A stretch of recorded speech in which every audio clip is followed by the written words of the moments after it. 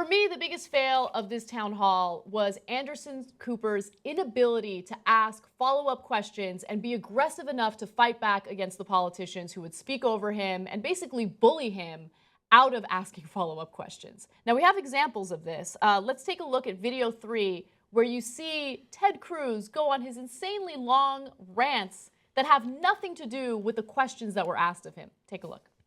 You know, we saw. What does it mean, though? Patrol and secure Muslim neighborhoods. How do you decide what neighborhoods you're going to put Muslim neighborhoods? Let me answer your question.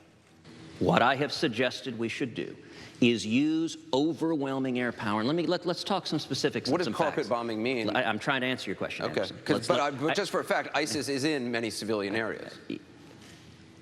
Let's talk specific facts. Right now, today, Obama is launching between 15 and 30 air attacks a day. Right. But hold on. Let me make my point, please, sir.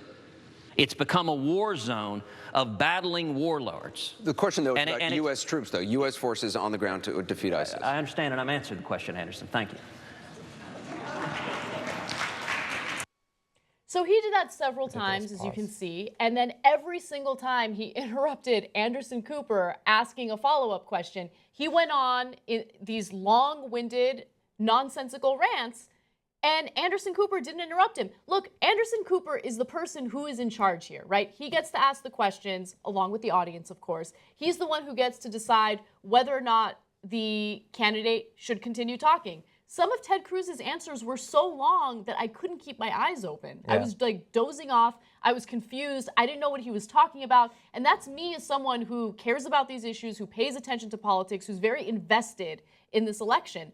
Imagine what happens to the average voter. That's what I'm saying. Like, I can't believe these guys could make me uninterested in politics. Right? I was like, I didn't. And Anderson Cooper was the biggest fail. I mean, we've already said it, right? She said it already. He got pushed around. He made people who were interested in politics not anymore. I mean, unbelievable. You had a crack at this guy. Yeah. Doesn't lay a finger, not a glove on any of these people. It was this.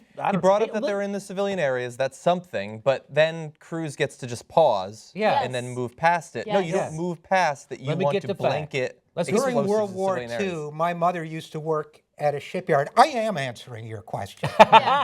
Excuse me. Give me a chance to answer that, Anderson.